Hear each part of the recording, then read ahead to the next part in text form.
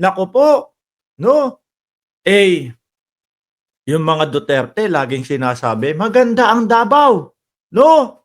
Yung mga Duterte laging sinasabi, tahimik at mapayapa ang Davao. Meron ho sa aking nagpasa ng video, mga kababayan, eto nga lang ho, no? Siyempre, hindi pa ho ako nakakapunta ng Davao. Pero sabi nung nagpasa sa akin ng video, mga bossing, ito daw po ang Davao, no? Hindi naman kalahatan ng Davao, pero mga bossing, parang hindi ko nakikita ito doon sa mga ipinagmamalaki ng mga Duterte. Bakit ho kaya, no? O eto, tingnan ho natin, ano, oh. Ayan daw ho, mga kababayan. Oh, atras natin konti. Nakasulat doon, bago ipasa sa akin to, 4 na milya ba? Na haba o 4 na kilometro na ganito po ang tanawin doon sa ibang bahagi ng Davao City. Mga boss, oh.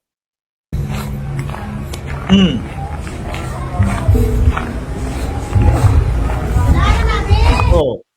Pinapakita lang ho natin yan, mga kababayan. Siyempre, gusto natin yung totohanan ho kung talagang ito ba talaga parte ng Davao.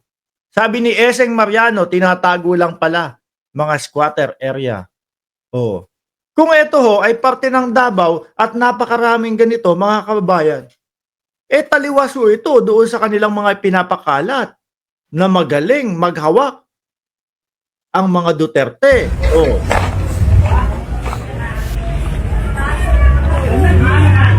Kasi nga, hindi naman natin ibinabash o hindi naman natin binabash yung lugar na ipinasa sa atin. Kaya lang, sana lang, totohanan lang ho yung balita. Di ba? Sana lang, makatotohanan yung ipinapakalat. No? Sa Pilipinas ho. Kung ganyan ho, mga kababayan, ang Davao, mukhang kailangan ho yata, mga bossing. Mukhang kailangan ho yata na subukan yung mga bagong nagbabalak, no, na umupo sa pagka-mayor. Sabi ni Patrick Joaquin, 2 kalye lang sa Davao ang may underground cable. Oh, tapos yun yung lagi nilang ipinapakita. Pero yung mga ganito, hindi. Ganun ba yun? Kaya natatago. Ayan oh.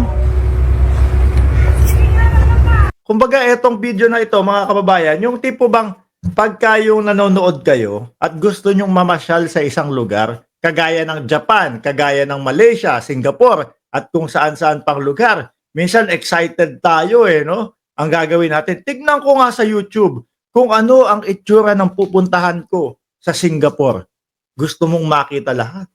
Kumbaga, ganito ho yun yung mga video nun, mga bossing, tumatagal ho ng mga 1 oras, 2 oras. Ito, non-stop din ho. Mahaba pa yung video.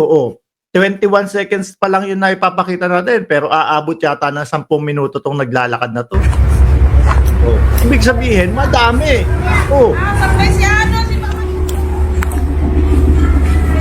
Di ba? Kala ko naman yung mga pakalat at yung mga balita napakaganda sa Davao City. No? Kala ko naman talaga namang super beautiful diyan, ano? Super linis. Hindi naman din po pala hindi naman din po pala, mga bossing. Kung ito po talaga na ipinasa sa akin ay may katotohanan na parte po ng Davao. Sabi ni Wilma Santiago, kahit saan naman yata may ganyan. Kahit sa US, mayroon din. Even Japan. Pero yung kay Duterte, ang paliwanag, ang palabaso nila, napakaganda ng Davao. Number 1 safest city in Southeast Asia.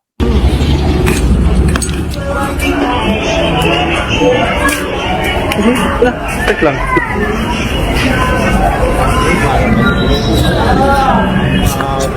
Kasi sa Tondo may ganyang lugar, mga boss no? Sa Tondo, Maynila ho, may ganyang lugar Sabi ni Eseng Mariano, hindi natakot ang mga taga Davao na ilantad ang katotohanan sa likod ng kasinungalingan ng mga Duterte. Sabi ni Patrick Joaquin, mas malaki pa na malinis ang Marikina kaysa sa Davao. Ay, oo naman, sir. No? simula ilang taon ako, pag alis namin ng Tondo, diyan kami lumipat sa Marikina dahil napamanahan yung mga magulang ko ng lupa sa Marikina. Ay naku, talagang kapagka ikaw ay nahuli na dumura sa kalsada, yari ka, multa ka. Matindi dun yung jaywalking, hindi ka pwedeng patawid-tawid kahit saan lang. Oh, maganda ho diyan sa Marikina mga boss, no?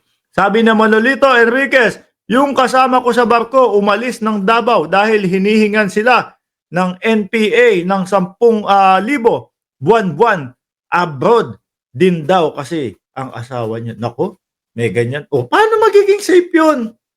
Di ho ba, mga kababayan? O eto pa, sabi ni Remy Nopiel, yung mga maganda lang ang kinukunan nila ng camera, mismong si Ballpoint Man ang nagsasabi, di maayos ang Davao. Oh.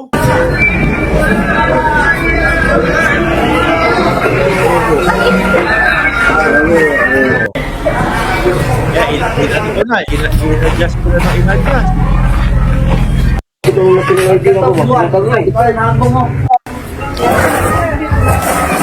Nako, kung ganun po, parang tinatago lang pala yung maduduming lugar dyan. Tingin ko, doon sa mga Davao, sa mga taga Davao ho, kung talagang may ganito, no? Baka kailangan nyo ng bagong mamumuno dyan. Sabi ni Melesio Gonzales, pwede, makakapagtanim si Bato. Ano sabi niya? Pwede, makakapagtanim si Bato kasi makukulong na. Ano? Kapag ka dumating yung ICC. Anyway, tapusin muna natin yung sa Davao, mga bossing.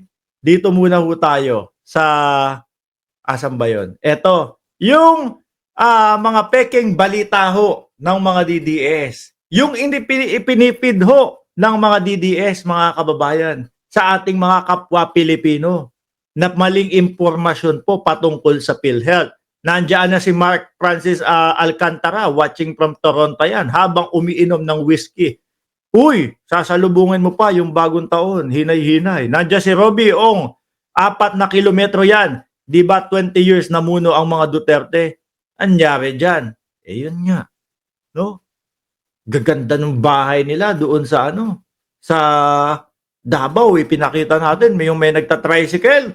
Sabi, ayan ang bahay ni Pulong. Ang laki ho, mga kababayan.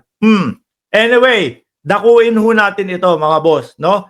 Yung peking ibinabalita at ipinapakalat po ng mga DDS about sa PhilHealth, mga bossing. Eto po ang katotohanan talaga. Tayo pwedeng magkasakit sa panahong ito. Ayan.